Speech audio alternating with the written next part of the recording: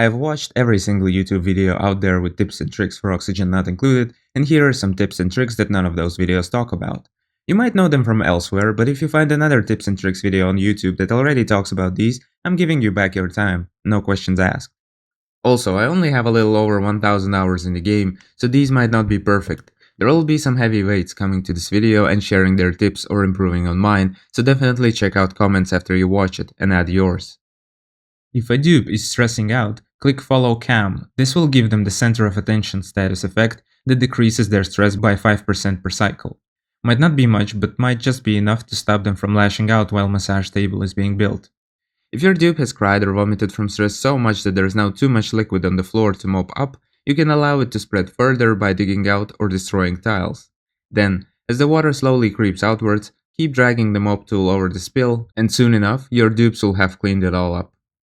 You can also displace liquids and gases by building on top of them, so in the spill example, we could move the whole spill over to one tile and then build on top of it to force the liquid upwards, where it would spread just the same and allow us to mop it.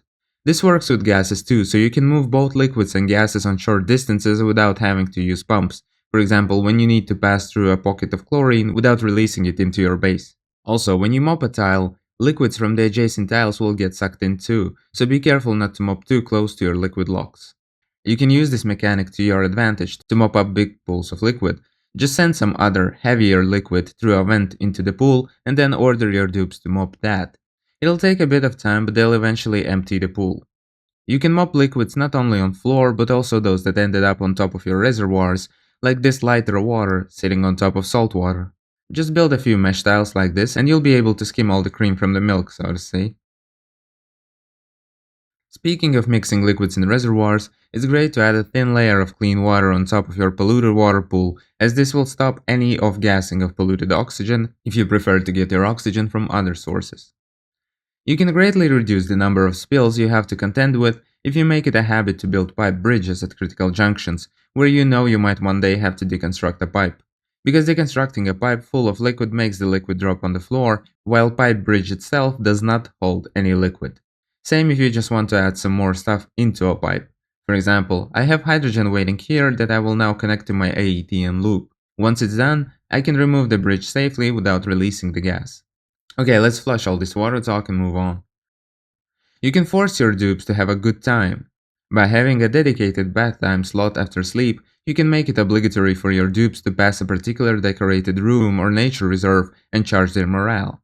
Having passed the nature reserve and showered, a dupe will start off their day with 11 morale already. Add some decor and a great haul and you have at least 18 morale secured for your dupes at all times, even in the early cycles of your game. Not bad, right?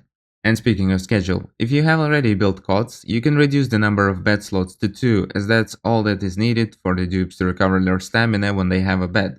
Otherwise, they will use all 3 slots for sleeping even if they don't need them. You might have already heard this tip in my early progression guide, but it doesn't get many views, so I thought I'll share it with people specifically looking for tips. This next one I've also already shared in the mid-game progression guide, check it out here. Natural tiles are perfect heat sinks and a great way to deal with the heat in the early game. For example, at the beginning of the game it can be very hard to build industrial buildings such as rock crusher or metal refinery, as they quickly heat up the surroundings. So what you do instead is build them in a cold area, or any area, surrounded by natural tiles rather than just air. This will make the heat contained to those natural tiles, and natural tiles can take a lot of heat before they heat up.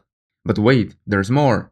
When you dig out natural tiles, they drop only half of the mass that they contained. This means that you've effectively deleted half the heat that you had stored in those tiles.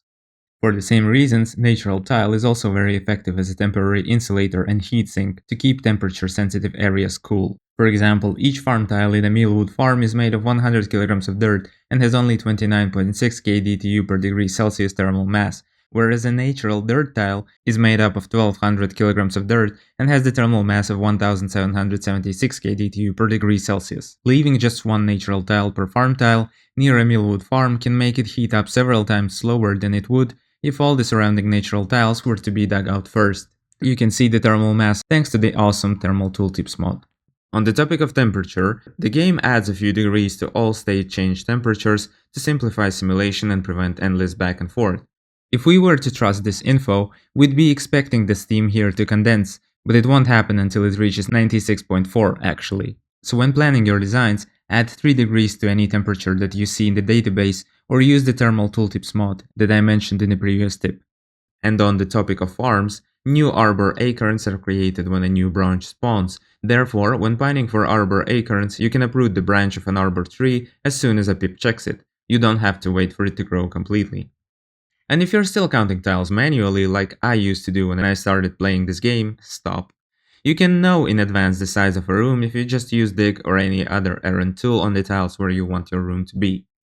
Wild critters don't need food, and the printing pod prints them wild. So if your printing pod is not closed off and doesn't have tiles connecting it to other parts of your base, feel free to print as many critters as you want, they will never starve.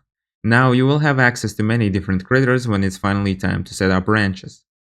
You already know that when using doors, you don't have to lock them and wait for a dupe to change the setting. You can simply remove the arrows from these boxes.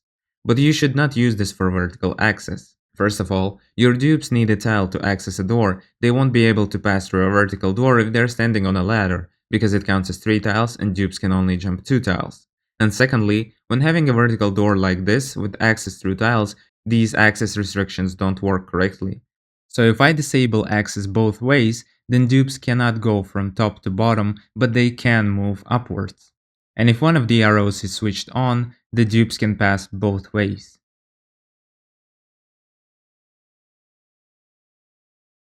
Do you ever find a pocket of gas that you're afraid to unlock lest you release it into your base?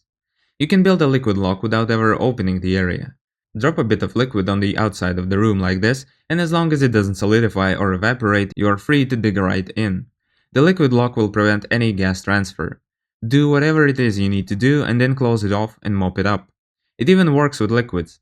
As you can see here, I am using a crude oil lock to open an aquatuner room full of water to remove a pipe and collect debris, and successfully lock it once I'm done. You might know that geysers, vents, and volcanoes have tiles that prevent them from erupting, but did you know that you can build a cold temp shift plate on such a tile to reseal any volcano or vent that outputs gases or liquids at over 280 degrees Celsius? I used this trick when I was building a metal volcano tamer and didn't manage to finish it before it started erupting again. When a volcano erupts, the cold plate solidifies into a natural tile of refined carbon and locks the volcano. 10 out of 10 would recommend. Atmosuit areas can have more than one entrance and exit. To achieve this, you need to set all your Atmosuit checkpoints to vacancy only. It should say so in the information panel, and this button should show clearance always. Then, you need to build as many Atmosuit docks as you have Atmosuits on each side. Deliver those suits, and for the rest of the docks click Leave Empty. This will allow your dupes to enter from one side, suit up, pass the area, leave their suit on the other side, and exit. Just make sure you have as many suits as you have docks on each side, and you're golden. You can build solar-powered rockets. No, I don't mean that they'd be propelled by solar energy. I mean rockets that just stand still and never go anywhere, but are filled with solar panels like this to power your base. The advantage of using them over regular solar panels is that they won't overheat when a meteor hits them because it will just pass through them, and so they also don't have to be unearthed after each meteor shower. Bear in mind that each subsequent solar panel will be partly obstructed by the panel above, and so will produce less power, and the total amount of power produced is a bit less than one regular horizontal solar panel for the same amount of horizontal space. Every rocket engine can fit the maximum amount of 9 solar panels, except the carbon dioxide engine. If the engine you've built allows for it, it won't hurt to pack it with battery modules either, since there's no other use for all that space anyway. In fact, using rockets for battery modules instead of solar panels has more advantages and is a valid power storage solution as they never overheat or release heat, but it feels like an exploit to me.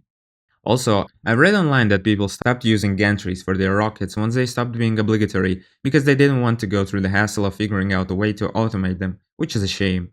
I love gantries and here's my solution to automating them. Just copy my automation layout and you'll have yourself a nice gantry that retracts on launch and extends when a rocket is present.